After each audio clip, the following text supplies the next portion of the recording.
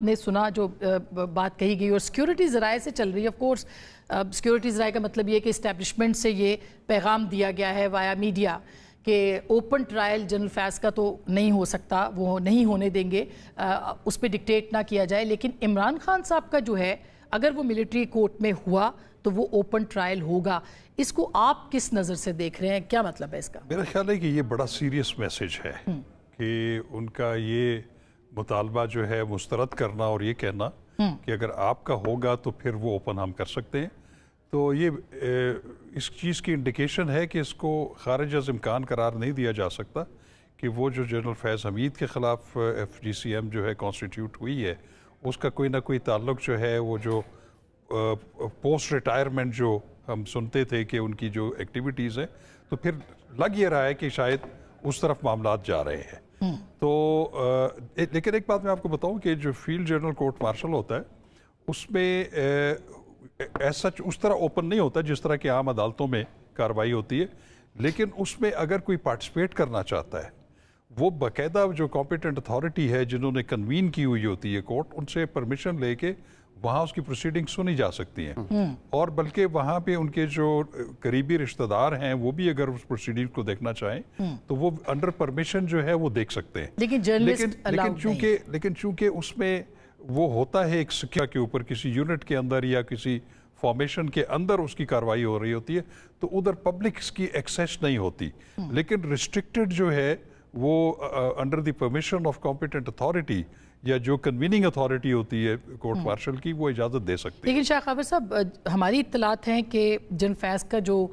Trial ہے یہ second stage پہ ہے. کتنی سٹیجز ہوتی ہیں, سیکنڈ سٹیج کا کیا مطلب ہے, انکوائری کس حد تک ہوئی ہے, شواہد کیا ہے, یہ جاننا ضروری ہے. جی دیکھیں اس میں سمجھنا ذرا ضروری ہے. یہ پاکستان آرمی ایکٹ 1952 جو ہے اس کو ریگولیٹ کرتا ہے اور اس پہ ایک آرمی رولز ریگولیشنز بھی ہیں. تو اس کے مطابق یہ ہے کہ کسی کے خلاف اس طرح کی شکایت آتی ہے آبجیکٹ, جیسے کہ اس مقدمے میں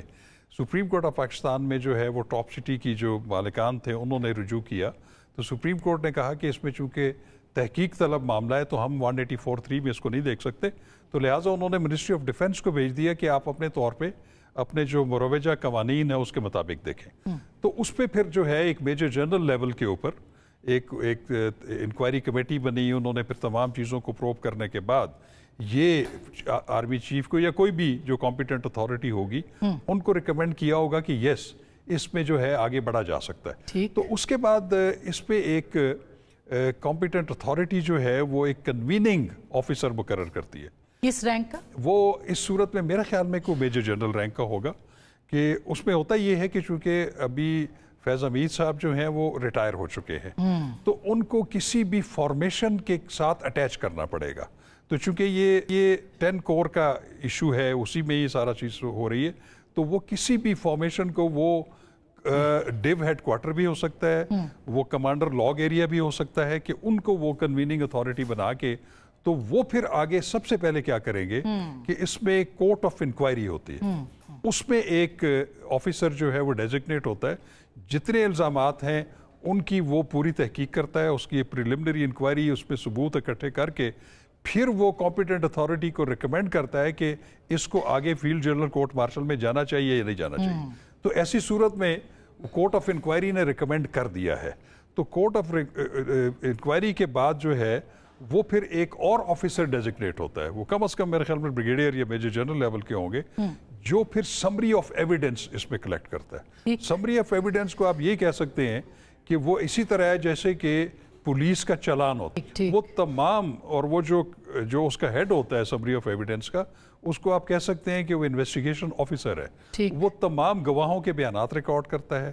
جو اس کے ساتھ جن کو اس کا علم ہے, ایون وہ ایکیوز کا بیان بھی ریکارڈ کرتا ہے, جیسے 161 سی آر پی سی کے ہوتا ہے ان کے وہ ریکارڈ ہوتا ہے, اس پہ مشتمل پھر وہ پورا ایک چلان جو ہے وہ پریپیئر کرے گا. اور یہاں پہ یہ بھی ہوتا ہے کہ وہ جو کورٹ آف وہ جو سمری آف ایویڈنس ہے